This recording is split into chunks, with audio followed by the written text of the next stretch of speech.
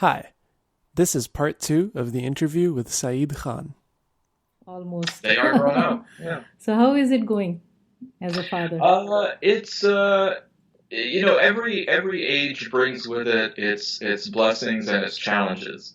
Okay. What are I the think that challenges for you? well, the biggest challenge is that they're each of them is now the eldest is going to be starting her senior year next year in college, and so she's on the threshold of deciding where to go regarding her career. Okay. The middle one has just started on her college experience, and so she's at that stage where do I go within my academic life? And then the youngest is starting high school, which is always such an incubator of drama and of these very critical growth years as a teenager. So those things every now and then spill over into the broader family dynamic, and it's always important to go ahead and juggle those with a certain level of dexterity. So are you close to your daughters? I'd like to think so. I mean, do you talk to them? Do you do activities with them? Oh, absolutely. Yeah. What kind of activities? Without a doubt. Yeah, there is no situation where there's this great distance between father and daughters. It's very well engaged, but at the same time, not done so in an intrusive way. I think that there's some parents tend to be helicopter parents. Some parents tend to be almost to the point of engaging in surveillance. What are you? Yeah, I tend to not do either of those. Okay. So what category are you in? Like, let them be where they are, or do you like to learn about how is it going for them, or like what category would you put yourself into?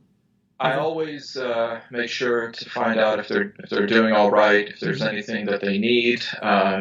Beyond that, not just look at them as investments. I think that's a very important thing, but take a keen interest in what are their interests. For example, what kind of music are they listening to? Not from a standpoint of suspicion. Okay.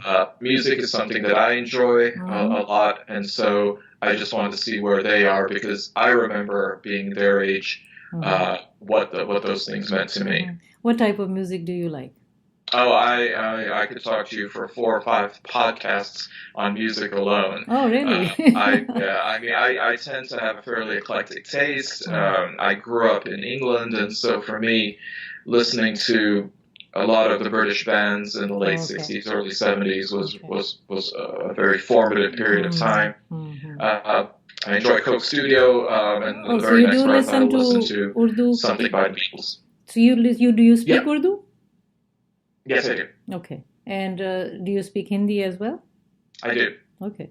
So you understand Punjabi? A little bit. Oh, okay. I wouldn't last too long in a Punjabi conversation. Okay. But from the music point of view, like do you hear like Sufi music in not in Arabic, but in Punjabi and all, and of course. Oh yes. I mean, certainly when Nusrat Ali Khan sings in Punjabi, and I think that's the wonderful thing about music. It's like how one doesn't need to understand Italian to appreciate opera. There's something about the music of a Nusrat Ali Khan, for example, that transcends the barriers of language, and it hits you somewhere beyond just your ears. So you were brought up in U.S., and how did you manage to have languages like the know-how of Urdu and basically Urdu? Because I was actually born in Karachi, Pakistan, but never lived there for any measure of time. My mother just went there for the delivery. I was actually brought up till I was 8 in the UK. Okay. Moved to the United States at the age of 8. Okay. And my parents were not imposing upon me when it came to Urdu. Okay. It was certainly spoken in the home. In fact, my mother would probably speak to me 90% of the time in Urdu, 10% of the time in English. My father, the opposite, 10% in Urdu, 90% in English. Interesting. And I would always respond in English. And for me, early on, I think there was a little bit of embarrassment that I didn't want to speak Urdu and be clumsy with it. Okay. And they allowed me that level of deference. Watched a lot of Bollywood movies, and then over time developed a kind of confidence, whereby when I was in college, I would sit with some South Asian students, and we would feel comfortable with one another in speaking in Urdu and Hindi. And I think it was the shock of shocks for my parents when I came home one weekend from college. They said, "What are you doing speaking Urdu?" I said, "Well, aren't you happy?" They said, "Well, we're wanting to know how did it happen, and did you just go off to college to study Urdu?" I said, "No, I mean, but it's something that now, when you can do it on your own terms, that perhaps is the best way to then grow an attachment to it." That's what I was going to ask you next. So have you taught your girls, or are they inclined to learn other languages? Should people let their children learn their languages, and especially if you are an immigrant parent like I was? So I did teach my children Urdu and to write and read, but of course I encouraged English, and I wanted them to learn other languages as well. So what's your take on this, on languages? Well, there's two major reasons for learning another language. One is to preserve identity, and the other is as a commodity. Learning multiple languages then opens one up to being more marketable in this day and age. For them, my daughters, they all speak Spanish, which from an American perspective is quite important, if not essential. We went on a family trip last summer to Spain and Morocco, and it proved invaluable for them to test and to have affirmed their grasp of Spanish there. They don't speak Urdu, although they do understand it. I'm not sure if that's a good thing, because then it's difficult to talk about them. With your wife about them? Your wife speaks Urdu? Yeah, to a certain degree, yes. So they comprehend enough for it to be dangerous, and so Urdu cannot be used as a backup code language.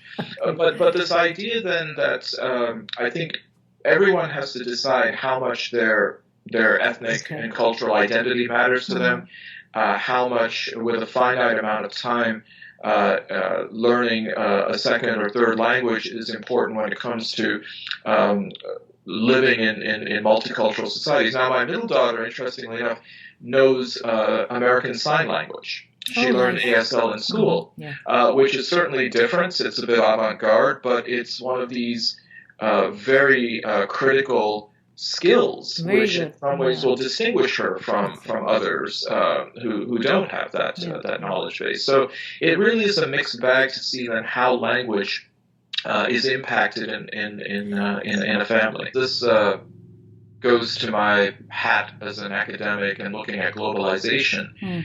English has essentially won.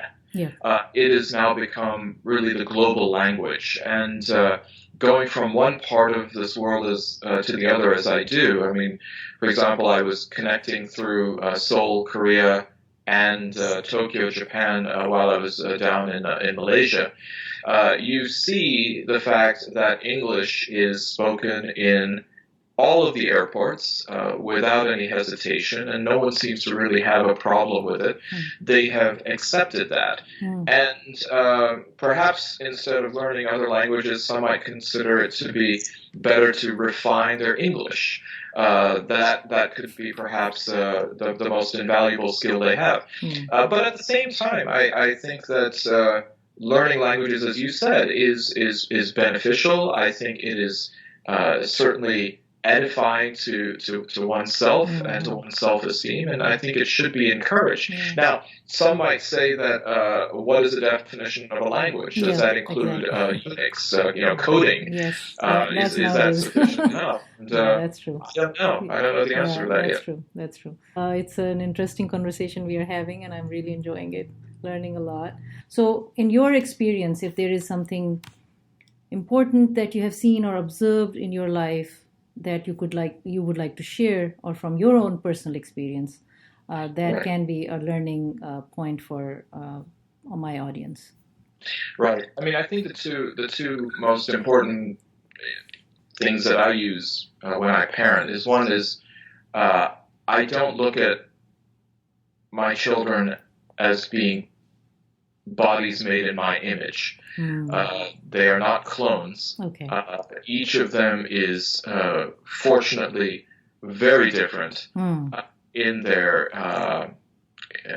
countenance, in their disposition, and how critical it is to not use a cookie cutter mold in parenting. Now, does that mean that it is easy? Of course not. In fact, it's triply exhausting instead of just using the one mold. But it's also really the only way to effectively be a good parent is to understand the differences and the quirks that each of them has. The other lesson I suppose I would give when it comes to parenting is, and this is of course perhaps even 5 times more difficult, is try not to take it personally. I think it becomes so easy when we're dealing with a child, and sometimes when there are challenges and particularly disagreements, that one takes it personally. And usually when it comes to that point, there are so many factors why there is that impasse. Oftentimes the parent is the least of the issue, but the parent is oftentimes also in the unenviable position of being sort of the how can we put this, the scapegoat or the target of frustration, the shouting wall. It takes a certain constitution to not fall into a trap. As far as the negative things that I've seen, unfortunately, is where parents feel as though they have the weight of the world, that they owe it to the world to parent the child in a certain way. Now, that could be the ghosts of family, ghosts of a family name, ghosts of a legacy, ghosts of a nation or a community. And I mean, there's a fairly widespread meme going around right now that there's three stages of life. There's birth, log kya kahenge, and death. Oh, yes. Yes. And for those who don't speak, or the log kya kahenge is like, what will people say? Yes. Or what will people think? And if that is what is driving parenting, it's very tragic, and you see so many tragic stories because and of experiences that. that children have as a result of it. And so whether it is career, whether it is marriage within a certain family or within a certain community, again, it becomes about decluttering, dropping those things which are not essential to have a healthy, or as you said, a conscious living experience. That's true. That's true. It's an area that then goes right back into one of your earlier questions about racism. Yes, How does that then? How is that weaponized? Yep, exactly. All right. Before I go into my last leg of questions, I would like you to briefly educate us about. I think you're the right person in my view. Educate us about Islamophobia. What is Islamophobia? And talk a little bit about the value of interfaith.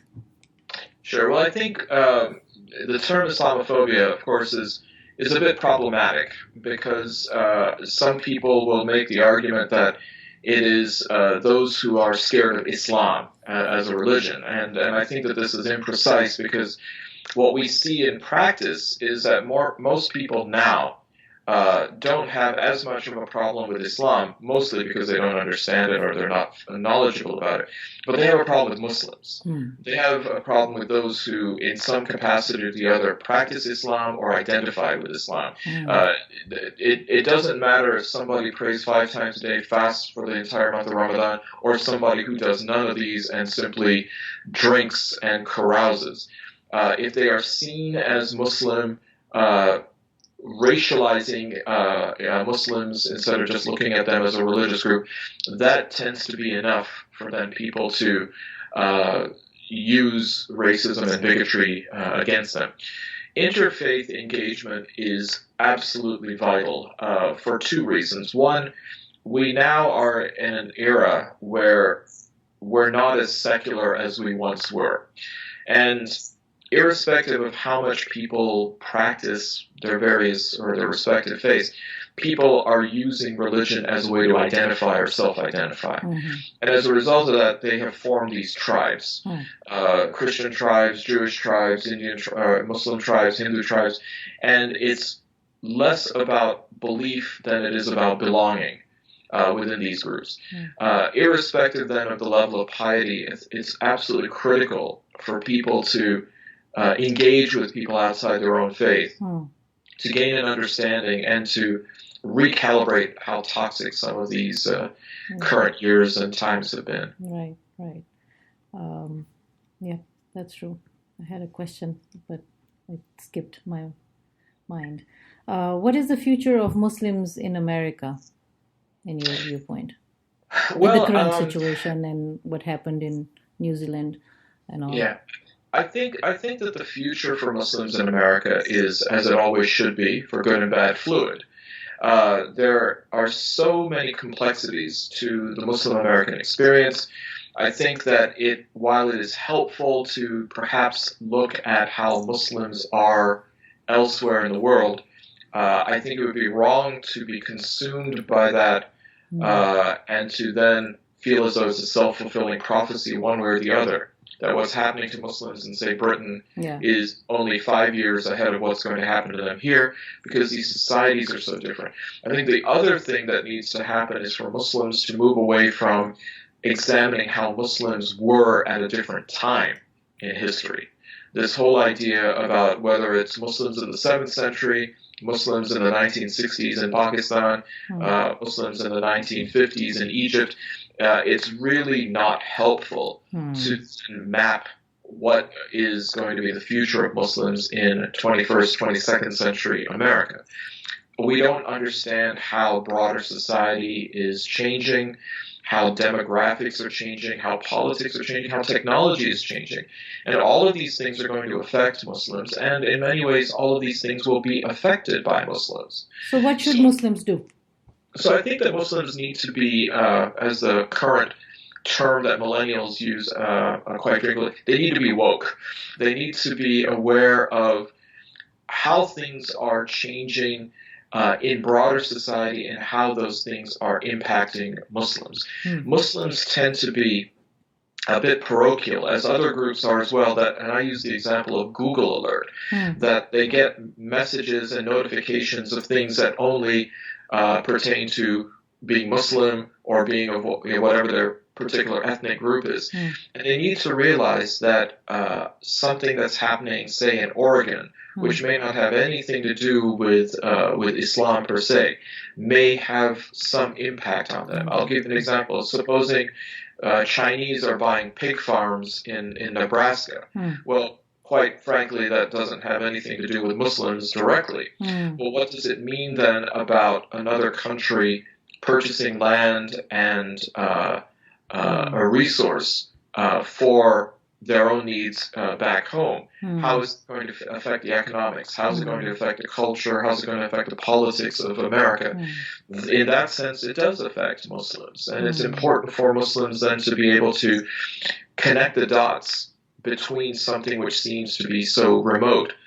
So Muslims need to connect the dots to understand how something which might be seen as rather remote to their own experience or their own livelihood may actually have, down the line, profound impact on them. So would you not say that they should be more involved, participate in wherever they are, instead of distancing themselves because if it doesn't relate to them directly, as you're saying, in a layman's easy English, like, please come out and participate wherever you live and be part of the society, instead of having your own communities and in your own corners, because it does affect you and you should speak up, right? Absolutely. And I think that we see the dangers that people falling into their own silos. Mm-hmm. It's no longer just about ethnicity. It's about their politics. It's about their faith. Mm-hmm. And that's just not a luxury that society can have to be functional. And it's never an option for people who are minority communities anyways. Mm-hmm. So, if I don't know if you want to talk about your faith, but have you found in any other faith or any faith something valuable that you would like to share? Well, I think it's quite incredible that first of all, no faith preaches dysfunctionality. Okay. I think that's a really important thing, that no faith wants a society that is dysfunctional. Now, we may disagree about what we think leads to dysfunctionality, but by and large, I think there's a consensus. Okay. There's also a consensus and an agreement among every faith community with which I interact, and two of the main ones are the Jewish community and the evangelical community. That every community subscribes to the golden rule. Do unto others as they would do unto you, that you do not ask for yourself what you will not give to your neighbor. These concepts, I think, as universal and as eternal as they are the foundation for something. And that's why it's nice to have that interaction with other faiths to remind one another that by and large, at least 90%, we are on the same page for a lot of things. Okay, thank you. All right, last leg of questions. And you didn't have any drink of water. And if you have water, please do so. You're fine. Okay. I guess you're so used to going hours and hours without a drink or two, right? Yeah, plus, it's good Ramzan prep. Yes, so, that's right. true. So you fast. Okay. And okay, so now I'll come to that. Why do you fast?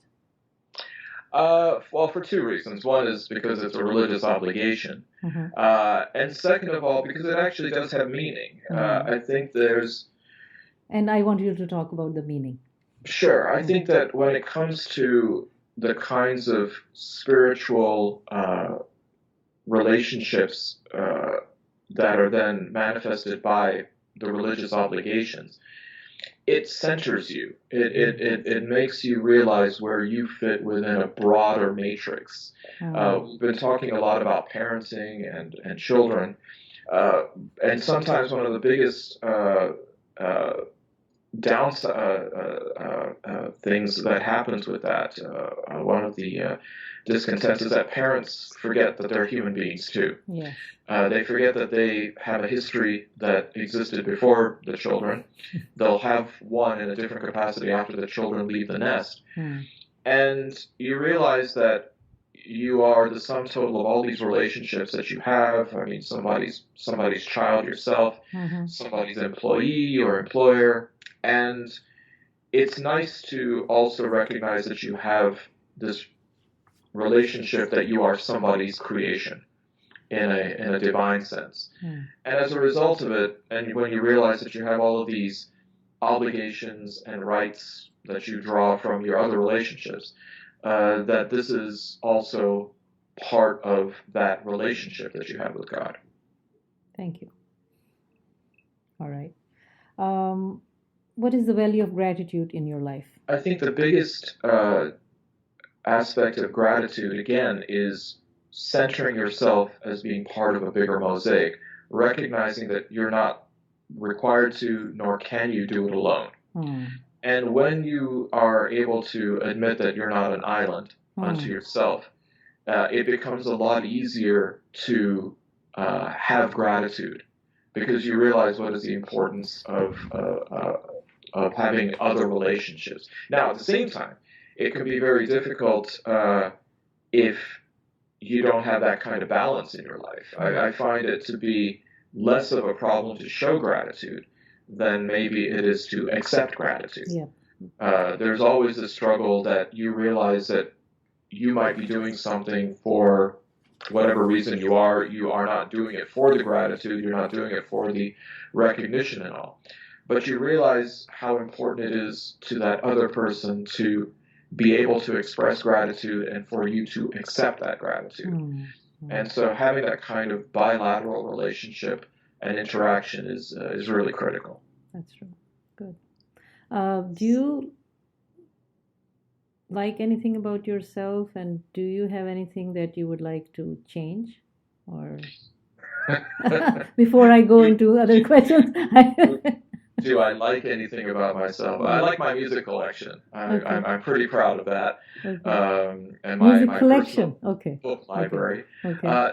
No, I mean, wow, that's Yeah, I wanted to catch you with. yeah, that's I suppose if I had to say a quality about myself that I Yes. like is that I'm always on. Okay. Yeah. Okay. If there's something that I'd like to change about myself, um, boy, maybe finding out if it's okay not to be on all the time. Okay. All right. All right. Okay.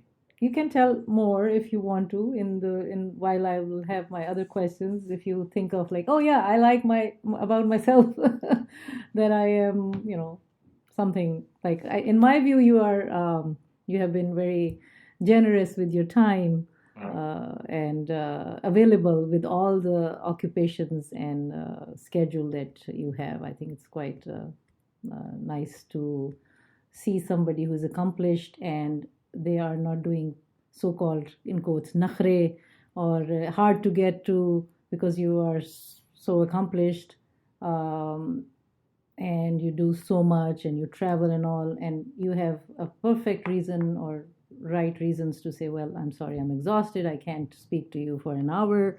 And so Yeah, I don't I appreciate that, but I just don't understand that. Yeah. yeah, really, yeah, because To me, I mean, there's this concept about amanat, I mean, yes. about trust. And if somebody's going to entrust me with their time, I mean, the least I can do is reciprocate that. Exactly. It's not one-sided anyways. Yeah. That's yeah, thank you for saying that. Okay, so time, I know you must have a value of time, but from the Desi perspective, and I'm sure you travel in all these cultures, where have you found the value of time in terms of from the money or not the money, but as they would say, time is money and whatever. Where have you, in which culture have you found that people are really valuing time as a non-negotiable or non-renewable, sorry, not negotiable, renewable commodity? And where you find that, does it frustrate you? I'm sure you're on time and organized. Does it frustrate you if you go into regions where people don't value time? Yeah, I mean, for me, being in the South Asian community is always a challenge because I grew up British. Okay. And so, particularly, I mean, what sets me off is going to a Desi wedding Oh, where yeah. the time on the invitation apparently is not the real time for it to start. And it seems like it's such a disrespect, borderline on contempt for the guests Yeah. to be late, to say that I'm essentially more important than you are, my time is more important than yours, and to treat people that way, especially when dinner is served after 10 p.m. at a wedding. Do you think that is in, I mean, sorry, I'm cutting you here. Is it because they think that their time is important, or they don't have any value? That's the best they think of, like, oh, you are here, and they are not very what would say thoughtful about their time either, right? I mean, wasting your time, but Well, the problem is that for them, you have no time. It is only their time, and you have now come onto their time. That's, I think, where the rupture happens. I mean, there's so much that has been said and also written about time from the standpoint of its use and what makes people happy. Yep. And so there are some societies which will say that it's not always about having this Protestant work ethic and working and working and working, but to be able to have the leisure and also the recreational time or the family time. So it's about seeking and achieving balance. Frankly, I think that the American model of time management is probably the best that I've seen. Okay. Europe certainly has, in many ways, a shorter work week. They may be punctual and on time, as they are in Switzerland, down to the second. But at the same time, I don't know if the kind of quote-unquote downtime or the other ways to spend time is much better than it is here in the U.S. It seems as though in the U.S. the idea of working hard, playing hard, all of those things are taken into account and applied. Yep, thank you. I think I'll go to my last question. And before that, just a message of hope from you. What would you like to say to the audience, to the youth, to the world? Some message of hope from you.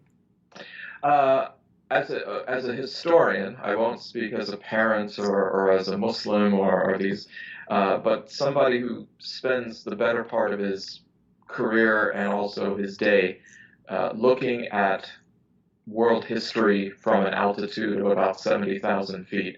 For those who are feeling a bit pessimistic about things now, realize that it does get better.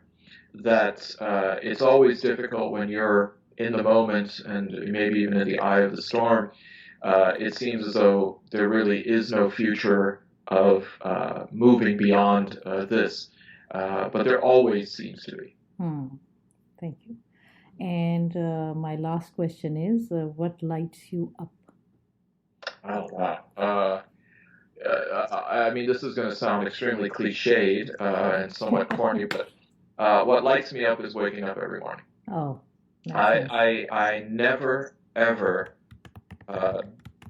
sleep dawdle in bed. There's never a morning where I say, oh, God, I regret waking up or waking up and thinking about the day ahead. It always has something to offer. I really appreciate your answers and your insights and your experience. I hope your people who are listening and watching you would learn something. And please do subscribe, share, rate, and review to your friends and family. I want to thank you for giving the platform and for making it so easy to have a nice casual Sunday morning conversation. Thanks. Take care.